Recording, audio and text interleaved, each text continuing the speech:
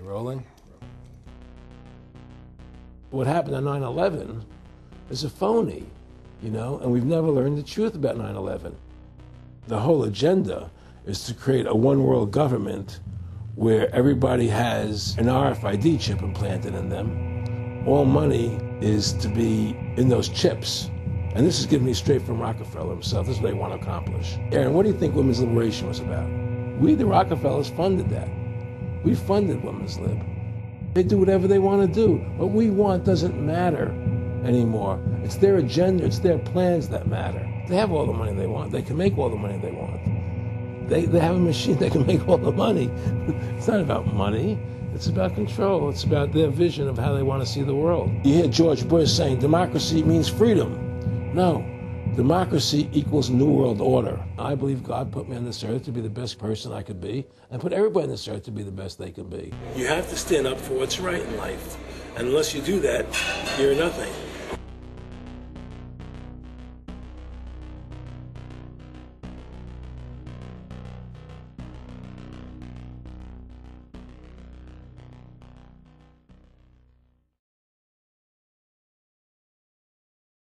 Award-winning filmmaker turned freedom fighter, Aaron Russo was an amazing individual.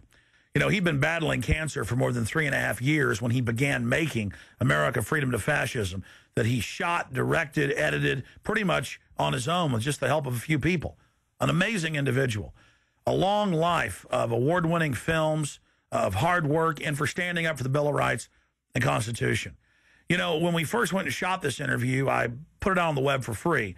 But parts of it have never been seen. So here today, you're going to have a chance to see the in-depth interview, the final interview with Aaron Russo.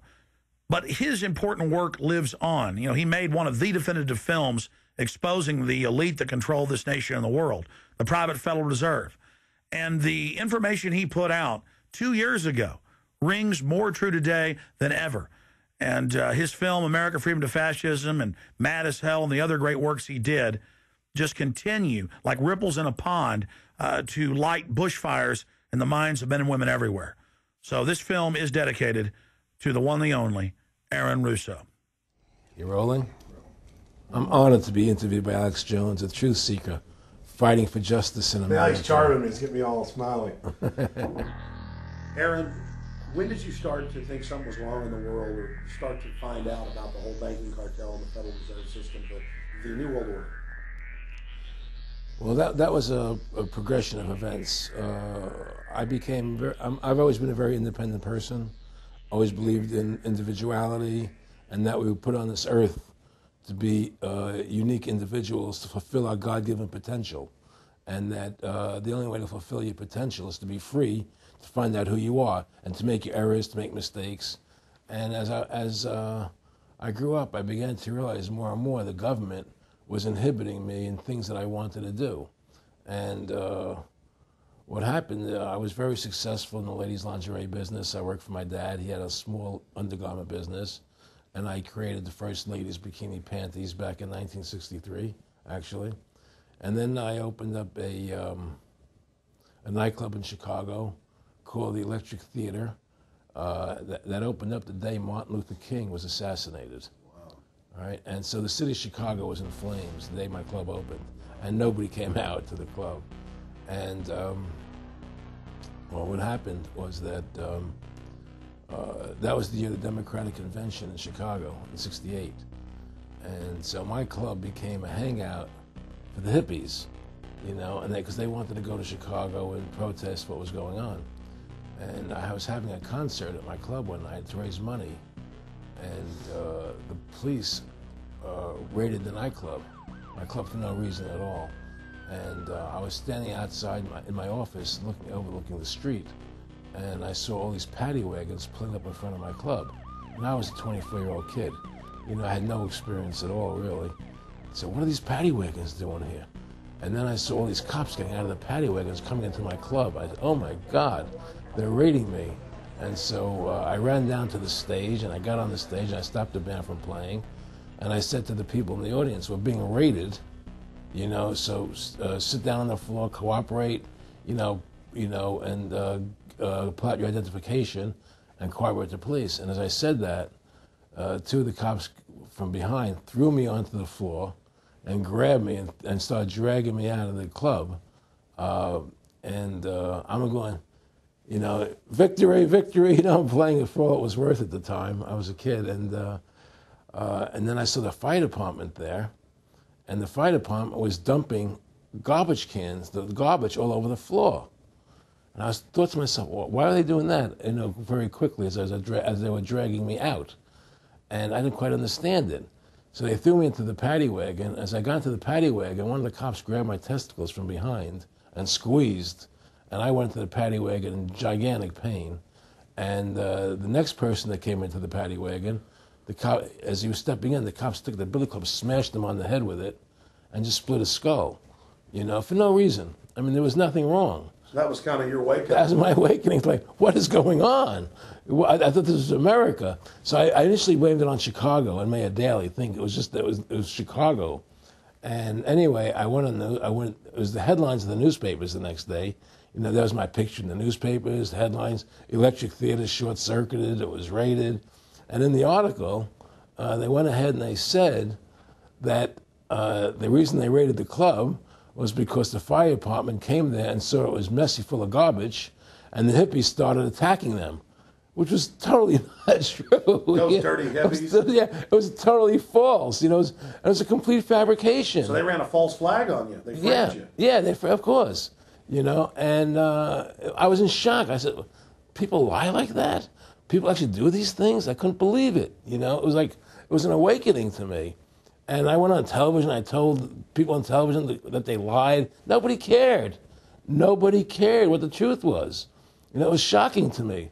And then a week or 2 weeks later, I forget exactly what it was, two cops come to see me, a lieutenant and a sergeant, a captain and a sergeant. And they said, Mr. Russo, we're sorry if you got hurt that night at the club in the raid, but we're here to tell you that if you want to keep the club open, it's going to take $2,000 a month, and we're going to come see you once a month, and whenever we have to raid you, we're going to call you, you know, and we'll let you know we're going to come in tonight and raid you. This was mafia. Well, the police mafia, Yeah. you know.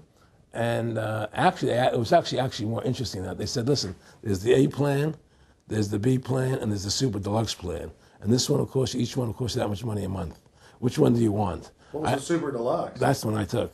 That was a $2,000 a month plan.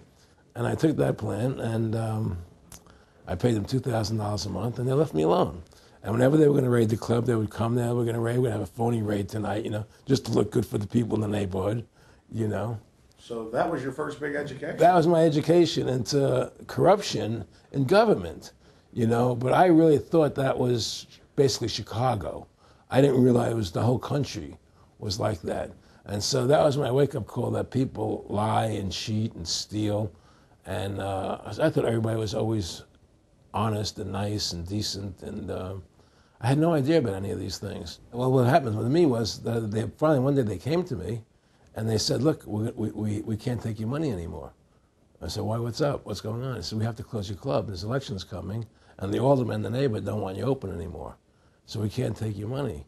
So I had to go to court and fight them, and they were trying to close the club. And then one night there was a fire, and the club never reopened again. The club just closed, and that was the end of the club. And they burned me down, and that was the end of my experience. And then I moved back to New York, where I met Bette Midler, and I ran into her at a little nightclub she was playing called the Improv, and I thought she was fabulous. And through a series of events, I began managing her. And as soon as I started managing her, her career took off like a rocket. You know, it was just fortuitous, I guess. And we became very, very successful. And through managing Bette, I started producing shows on Broadway where I won the Tony, and I produced a television show where I won the Emmy with Dustin Hoffman and Bette, you know. And then I produced The Rose for her, where she got Academy Award nominations. And then that led me to producing Trading Places, which everybody knows. You know, I think it's the best Eddie Murphy movie. Well, it's a good one. I don't know if it's the best, but it's a really good one. And I'm very proud I made that movie. And so in my mind, I feel as if I've made a classic comedy in Trading Places. a classic musical in The Rose, and a classic documentary in Freedom to Fascism. So I'm very proud of my work that I've done as a filmmaker. Aaron, why do you do this? What's the philosophy of your life? What do you think life's all about? I think the importance of life is to like yourself. If you don't like yourself, nothing means anything. To like yourself means you have to respect yourself.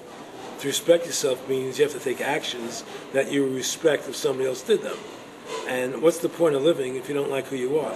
You can have all the money in the world, and if you look in the mirror and you don't like what you see there, what's the point of it? So to me, the most important thing is that I like who I am, and that I take actions that I would respect if somebody else did them. That you live a life of character, honesty, truthfulness, and I believe that a person has the ability to mold their character like a sculptor can mold a piece of clay. There's no saying that a leopard never changes its spots. I don't believe that. I believe people have the total ability to mold their character into what they choose to be in their life, what their ideals are. And that's what I try to do with my life. I am not the same person today as I was 30 years ago. I've changed a lot because I wanted to be something better than what I was before. And my philosophy is that you have to like yourself, you have to be a decent person with character and integrity and honor. And that's what's important. Back in the late 80s, I was a pretty big silver trader and gold trader. And I don't think I've ever told this story on tape before. I was a pretty big silver and gold trader. And I always paid my taxes, and I took what was a legal tax deduction on my silver trades. And a few years later, I think it was 88 or 89 or something, the IRS claimed that what I did, and other people did as well, was now illegal. We couldn't do it anymore. But they made it retroactive. I said, what do you mean retroactive? It was legal then. I did what was legal. I said, yeah, but now we're making it illegal retroactively. And that's not good. So you owe us $600,000 or $800,000.